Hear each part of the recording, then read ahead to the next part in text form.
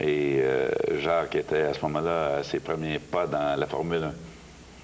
Ça, c'est en compagnie de ma conjointe, Corrie Irmans, et de Charles Bronfman, qui était le premier propriétaire des Expos, qui malheureusement n'était plus là à la fin. Ouais. Un grand joueur de baseball, Tony Gwynn, des Padres de San Diego, il avait frappé son 3 millième coup sûr de sa carrière. Et Roger et moi étaient descendus sur le terrain pour se faire photographier avec lui. Mon premier partenaire et mon dernier, Jean-Pierre Roy à ma droite et Mark Griffin à ma gauche. On a eu beaucoup de plaisir. Ça, c'est encore une fois avec Corrie au camp d'entraînement. On arrivait d'une excursion de pêche en haute mer. J'ai l'impression que vous allez y aller plus souvent, là. Peut-être. Avec Philippe Allou, un bon copain, excellent gérant, un des meilleurs de l'organisation des Expos et aussi un bon pêcheur. Ça a été pris lorsqu'on a célébré mes 25 ans à la radio. Il y avait Roger Brulotte, Denis Casavant, Michel Lacroix. Il y avait beaucoup de monde ce soir-là au Stade olympique. En compagnie de mon petit-fils Malcolm, une excursion de pêche. Wow! Saint-Zénon. Et ça, c'est son premier poisson qu'on avait pris ensemble. Son premier voyage de pêche. Il neigeait le matin à part ça. Ça, c'est lorsqu'on m'a admis au temple de la renommée du baseball québécois avec Claude Raymond, Marc Griffin, Denis Casavant, Denis Boucher, Roger Brulotte et aussi Ronald Piché. Et ça, évidemment, lorsque j'ai été admis au temple de la renommée du baseball des Expos, la magnifique peinture qui a été réalisée par l'artiste qu'on m'a présenté ce soir-là et qui fait mon orgueil dans mon bureau. Ça fait plaisir quand même d'avoir un peu de reconnaissance pour ce qu'on a C'est très émouvant. Oui, hein? Oui. Est-ce qu'il y a un trophée aussi qu'on a donné, il y a un trophée qui porte votre nom? Oui, Baseball Québec, il y a 2 ans, m'a fait l'honneur de me demander la permission d'offrir un trophée, le prix journalistique Jacques Doucet, oui, qu'on remet depuis 2 ans. En 2005, ce sera la 3e année, à un journaliste, qu'il soit de Montréal ou de la province, qui a fait la promotion du baseball amateur. Alors, est-ce que vous pensez que du côté baseball amateur, ça va donner, ça va être moins fort que ça l'était? Parce que là, il y a moins de... Il y a moins de visibilité, oui, sauf que vous avez un gars comme Éric Gagné, là, qui est le point de mire du baseball. Oui, je comprends, mais... mais les jeunes ont besoin d'idoles. Ils n'en auront plus d'aussi près. C'est ça. Il va falloir que, avec les gens de Baseball Québec, de RDS qui s'impliquent énormément là-dedans, qu'on continue à faire la promotion, surtout maintenant du baseball amateur.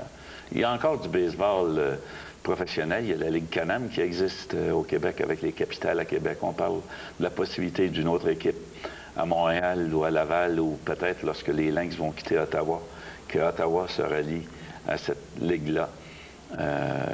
Alors, le baseball a des racines incroyables au Québec. Il ne faut pas que ça meure. Il ne faut pas, ben non, il ne faut pas. Est-ce que j'aimerais savoir votre opinion sur quelque chose. Je pense, j'ai peut-être pas la même opinion que vous, mais je vais avoir la vôtre. La montée des salaires. Ça n'a pas de bon sens. Mais il ne faut pas blâmer les joueurs. Non, mais est-ce que c'est pas ça aussi qui fait que le baseball a eu...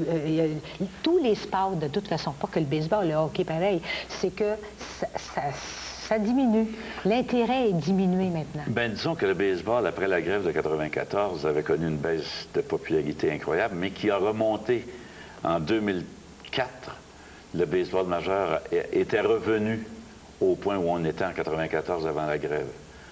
Est-ce que, justement, cette grève-là aurait fait une différence? S'il n'y avait pas eu cette grève-là, est-ce que vous pensez qu'on en serait rendu où on en est avec les expos, là? Non, les expos seraient probablement encore ici parce que au lendemain de la grève, Claude Brochu m'avait dit, Jacques, la façon dont... Je ne te dis pas gagner la Série mondiale, mais s'y rendre. Les expos auraient réalisé probablement un profit d'environ 20 millions de dollars US. Je te parle de là en 1994, là. Les expos ont dû emprunter 20 millions US pour survivre. C'est pour ça qu'on a commencé à faire des ventes de feu. Les Larry Walker, les Pedro Martinez... c'est dommage, mais on est devenu un petit peu le réseau de filiales du baseball majeur, parce que les Expos ont toujours eu la réputation d'aller piquer les bons, d'aller choisir des bons joueurs, de les développer, mais après 3 ou 4 ans, lorsqu'ils demandaient trop d'argent, on était obligé de les laisser partir. Et ça la grève de 94 C'est drôle, moi j'ai vu ça. Histoire noire. Oui, je vois ça comme c'était peut-être l'occasion de vraiment là, aller chercher. Ils étaient bien partis, ils étaient en première Parce que place. les Expos de l'autre, à ce moment-là, étaient le point de mire du baseball majeur. En 82, lorsque les Expos ont organisé le match des étoiles, ça a fait étape dans les annales du baseball majeur. On citait Montréal en exemple. Le réseau de filiales, le réseau de promotion, de marketing, était cité en exemple partout à travers le baseball. Et après 94, on en parlait moins. C'est un deuil, hein? C'est gros deuil, puis je pense que pour vous, c'est un très gros deuil, mais je pense que pour beaucoup de Québécois, c'est un gros deuil. Mais on va puis on va s'en apercevoir au printemps. Oui. Dans un mois ou deux, là. Moi, habituellement, je partais pour le camp d'entraînement le 1er février. Je me payais toutes mes 3 dernières semaines de vacances avec Coggy, ma conjointe, en Floride. Et après, ben, le 15 ou le 17 février, c'était le coup d'envoi du baseball majeur, du camp d'entraînement. Et ça allait jusqu'à la fin d'octobre. Et puis nous autres, on disait le printemps s'en vient. Ben oui, le pas de Jacques. Oui. C'était pas la marmotte. Oui, le pas de marmotte. C'était notre propre marmotte. C'est ça. Jacques, dans le moment, il y a des gens, il y a une pétition qui est en train de se former pour vous demander au baseball majeur d'entrer au Temple de la Renommée de Cooperstown. Oui. Mais on ne peut pas le faire avant le mois de novembre. Non, c'est une campagne qui a été lancée beaucoup par Encore Baseball Montréal avec Marie Filion et son groupe. Et à tous les mois de novembre, maintenant, depuis 3 ans, ça va être la 3e année en 2005, il y a un apport du public. On soumet toute la liste. Les gens qui ont fait de la radio, de la télé pour au moins 10 ans pour la même équipe sont éligibles. Donc, c'est le temps de voter. Au mois de novembre seulement. Au mois de novembre. Alors, on va sur le site Encore Baseball Montréal. Puis on a tous les... Oui, vous avez habituellement les gens, pendant le mois de novembre, il y a ma photo qui est là et il y a un lien sur lequel on clique et on peut voter. Jacques, je vais, moi, voter au mois de novembre, je vous le promets. Merci beaucoup, Claude. Je vous le souhaite de tout cœur parce que pour nous autres, c'est important aussi. Merci beaucoup. Merci. On s'en va, c'est terminé. Merci, à la semaine prochaine.